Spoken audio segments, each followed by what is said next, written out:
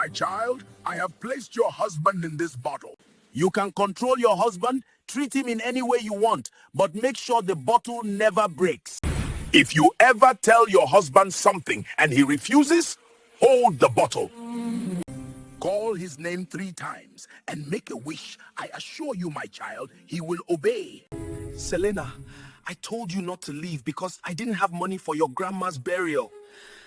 Since you love your grandma more than me, go back to her. Leave my house now.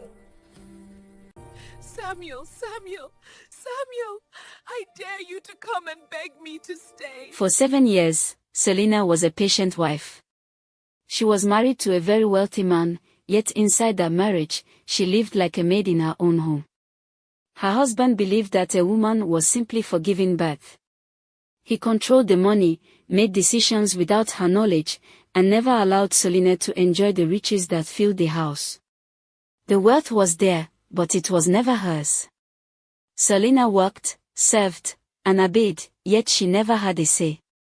She could not touch what belonged to her husband, she could not spend, and she could not choose just like any other woman married to her. Until one day, when Selena received a call that changed her life. Her grandmother had passed away, and the pain was unbearable because it was her grandmother who had raised her, loved her, and shaped the woman she had become.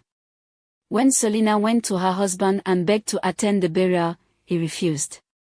He said he had no money to give her. A lie spoken easily by every rich man. Her heart broke that day. She knew she had to go, no matter the cost.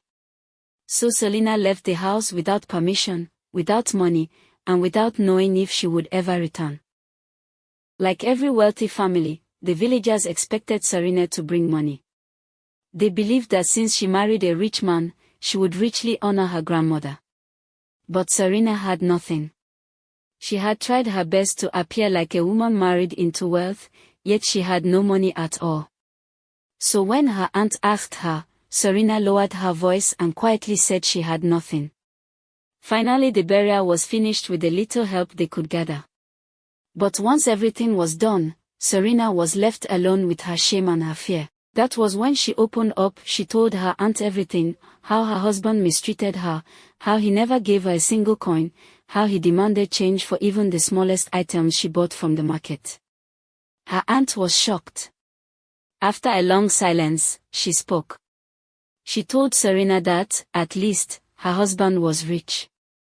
Then her aunt told her about a man, a sorcerer. Exhausted, broken, and with nowhere else to turn, Selena listened. And that was how the path to the bottle began. That night, Selena did not sleep. Her aunt's words stayed with her. The idea followed her in silence, growing heavier with every passing hour. By morning, she had already made her decision. She followed her aunt through narrow paths and unfamiliar roads until they reached a small, isolated place far from the village. The man waiting for them did not ask questions. He already knew why Selena had come. Without hesitation, he placed a small glass bottle on the table. After some rituals, the sorcerer said, "Your husband is now bound to this vessel. His will, his strength, and all that belongs to him are tied to this glass." He placed the bottle in Selena's hands. "As long as this bottle remains whole, you will control him. His business will answer to you. His wealth will move at your command." Then his voice hardened. Before Selena could leave, the sorcerer stopped her. He told her that the bottle was not only for keeping, but for command. "If you speak and he refuses," he said, "you must awaken him." He explained that whenever her husband disobeyed, Selena was to hold the bottle firmly, call his name 3 times, and make her wish. "He will hear you," the sorcerer said. "And he will answer." Selena nodded silently, memorizing every instruction. With the bottle secured, she had hoped that nothing in her life would ever return to the way it was. Selena finally went back home. The moment she stepped into the house, Samuel's anger exploded. "Did I not warn you?" he shouted. "I told you not to go. I gave you orders." Selena tried to explain through tears that it was her grandmother's burial, but Samuel would not listen. "You chose her over me," he said coldly. Since you love your dead grandmother more than your living husband, go back to her. His words were cruel. Final. Leave my house, Samuel ordered. Go back to your dead grandmother. Broken, shaking, Selena walked out crying. Maybe the sorcerer lied, she thought. Maybe the bottle, maybe it's all a lie. Then she remembered the sorcerer's exact words: if your man ever disobeys, bring out the bottle. Call his name 3 times, then make your wish. He will obey immediately. She doubtly did it. Samuel came running out of the house. He dropped to his knees crying. Please don't go, he begged. I'm sorry. Selena was overwhelmed with happiness. The bottle had worked.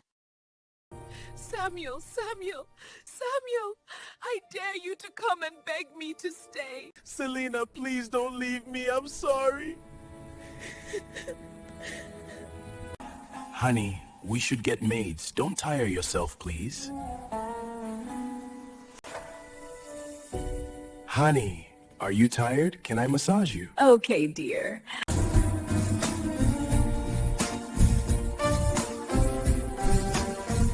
Samuel changed. Selena woke up one morning and could barely recognize her own life. The woman who once begged for coins now walked like a queen in her own home. Samuel no longer shouted. He no longer controlled. He no longer withheld. Instead, he watched her. He listened. He obeyed. Every dream Selena once whispered in silence began to appear before her eyes. The house was filled with maids. Hands that served so Selena wouldn't suffer again. Samuel did not want his wife to struggle. He dressed her in fine clothes. He took her out to places she had only imagined in her heart. Selena laughed again. For the first time in her marriage, she tasted the sweetness of wealth. For the first time, she felt chosen. Loved. Honored. But deep inside, somewhere beneath the silk and smiles, a quiet voice whispered, "This is not normal." Yet Selena pushed the thought away. Because after years of patience and pain, this life felt like heaven.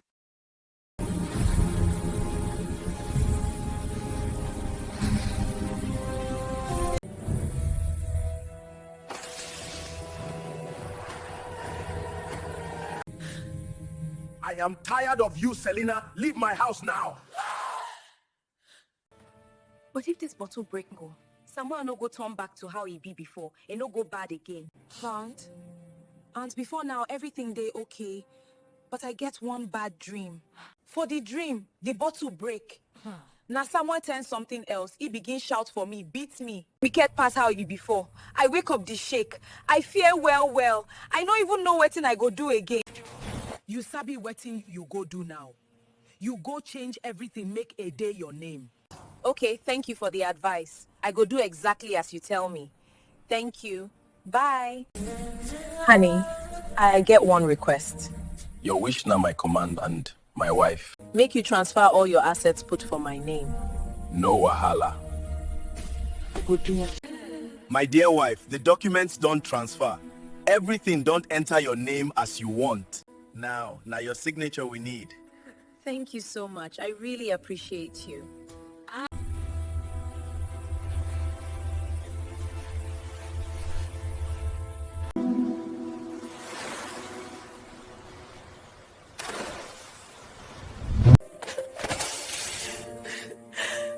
Ma, I sorry. I no mean You know what thing you don't do? You don't scatter my life finish. You too, they waste money. See the kind clothes where you they wear. Remove them sharp, carry and go back boutique, make them return my money. These maids too plenty. I no want see any of them again. Send them come out. You fit do the work yourself. Waiting I did fear don't finally happen. The bottle don't break. Samuel they turn wicked again like before. Waiting I go do now? Make I quick call my auntie. Maybe she go advise me. Aunt, waiting I did fear don't finally happen. The bottle don't break. All right, auntie. Thank you for the advice. Bye. Selena, I told you to take back these clothes to wherever you bought them and bring back my money. Samuel, I'm your wife and I have to spend on your money. Don't talk back when I'm talking. Behave, you hunt. All your property are mine now. Read through those documents well. But how is this possible? Better sort yourself, or else I will make you move out of my house.